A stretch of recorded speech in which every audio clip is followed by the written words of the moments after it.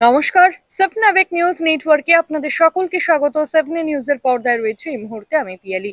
ইতিমধ্যে রৌদ্রোজ্জ্বল আকাশ দেখে কিন্তু এরকম ভাবার কোনো কথা নেই যে এই আবহাওয়াই থাকবে। সামনের ছট পুজো এবং তারপরে জগদ্ধাত্রী পুজো, কিন্তু এই দুটো উৎসবেই আকাশের মুখ ভার হবে। আপনারা জানেন যে ইতিমধ্যেই বঙ্গোপসাগরে একটি নিম্নচাপ রয়েছে এবং যা সোমবার অতি গভীর নিম্নচাপের পর সেটা ঘূর্ণিঝড়ে পরিণত হবে এবং যার জেরে কিন্তু তার সরাসরি প্রভাব না পড়লেও এ বাংলায় পার্শ্ববর্তী প্রভাব কিন্তু এই বাংলায় পড়বে।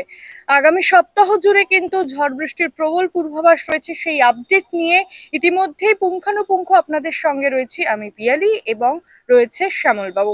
শ্যামলবাবুকে একটু ঘুরিয়ে দেখার জন্য বলবো যে আকাশে আপাতত কিন্তু মেঘ নেই, কিন্তু আলিপুর আবহাওয়া দপ্তরের পক্ষ থেকে জানানো হচ্ছে যে এই বেলাটা কাটার পরেই কিন্তু ধীরে ধীরে মেঘ জমতে শুরু করবে দক্ষিণবঙ্গের আকাশে। আপনাদের জানিয়ে রাখি, দক্ষিণ বঙ্গোপসাগরে ঘূর্ণাবর্ত গভীর নিম্নচাপে পরিণত হয়েছে। আজ রবিবার অতি গভীর নিম্নচাপে পরিণত হবে সেই সিস্টেমটি।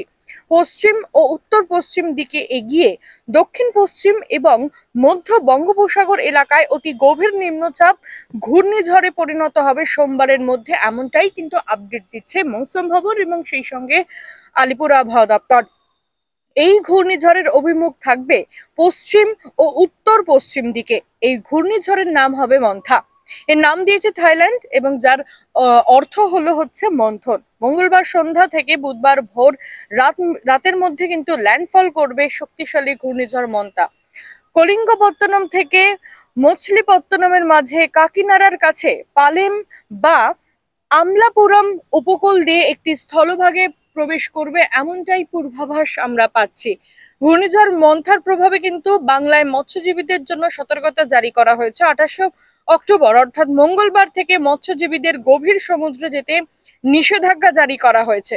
তাদের 27 তারিখের মধ্যে যে সমস্ত মৎস্যজীবী ট্রলার নিয়ে সমুদ্রে রয়েছেন তাদের কিন্তু 27 তারিখের মধ্যে ডাঙায় ফিরে আসার কথা কিন্তু বলা হয়েছে। যেহেতু আজকে রোদ ঝলমলে আকাশ, পরিষ্কার আকাশ থাকলেও কিন্তু ধীরে ধীরে আংশিক মেঘলা আকাশ নজরে আসবে বাংলাবাসীর এবং উপকূল জেলাতে হালকা বৃষ্টির সম্ভাবনা রয়েছে। ছট পুজোয় হালকা বৃষ্টির সম্ভাবনা বাড়বে। জগদ্ধাত্রী পুজোয় কিন্তু ভারী বৃষ্টির সতর্কতা রয়েছে। আগামী সপ্তাহে সব জেলাতেই বৃষ্টির সম্ভাবনা তৈরি হতে পারে সোমবার থেকে শুক্রবার পর্যন্ত, এমনটাই পূর্বাভাস দিচ্ছে। এবং আপনাদের জানিয়ে রাখি, উত্তরবঙ্গে আজ রবিবার এবং আগামীকাল সোমবার মূলত শুষ্ক আবহাওয়া। মঙ্গলবার আবহাওয়ার পরিবর্তন, মূলত আংশিক মেঘলা আকাশ, কোথাও মেঘলা আকাশ হবে, বজ্রবিদ্যুৎ সহ হালকা থেকে মাঝারি বৃষ্টির পূর্বাভাস রয়েছে। মঙ্গলবার থেকে শুক্রবার পর্যন্ত বজ্রবিদ্যুৎ সহ বৃষ্টি রয়েছে। মানে এর জেরে কিন্তু যারা মানে এই সময় শীতকালীন যে ফসলের কিন্তু একটা ক্ষয়ক্ষতি হতে পারে, এমনটাই কিন্তু আপডেট দিচ্ছেন কৃষিবিদরাও। এরপর জানিয়ে রাখি যে এই দুর্যোগের আবহাওয়ায় কিন্তু উত্তাল থাকবে সমুদ্র, যে কারণে কিন্তু 28 অক্টোবর থেকে মৎস্যজীবীদের সমুদ্রে যেতে নিষেধাজ্ঞা জারি করা হয়েছে। এবার আমাদের জেলায় কোথায় কোথায় কি বৃষ্টি হবে সেই আপডেট আপনাদের সামনে দেব।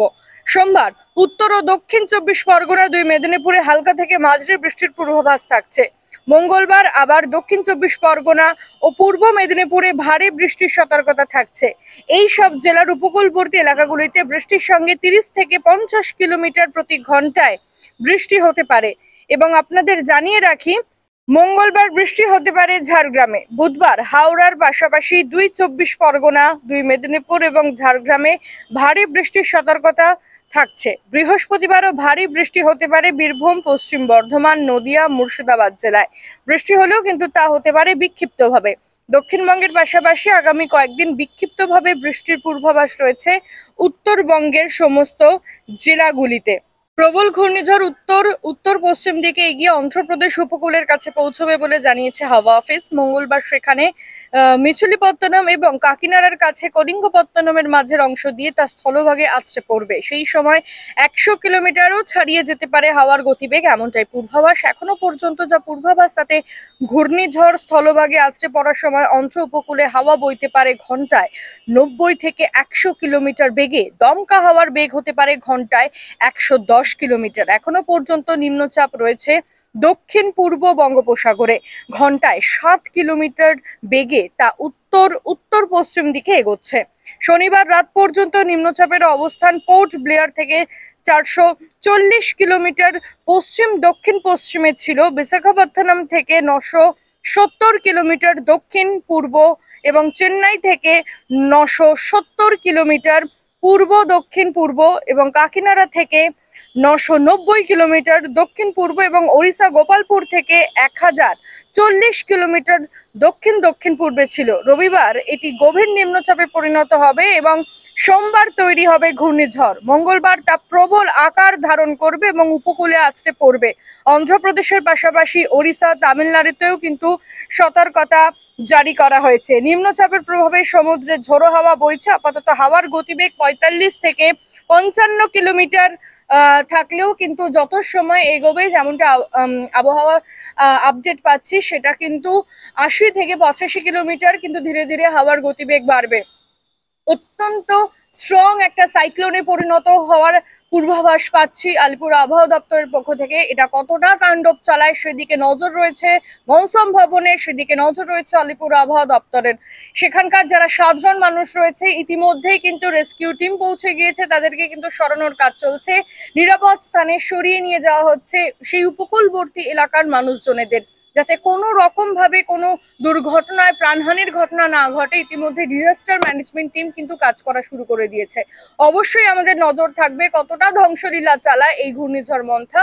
সমস্ত আপডেট আপনাদের সামনে তুলে ধরবো। এখন আপাতত এখানেই শেষ করছি। ক্যামেরায় শ্যামলেন্দু পালের সঙ্গে পিয়ালি দত্তের রিপোর্ট, সাব নাবিক নিউজ, কলকাতা। জয় হিন্দ।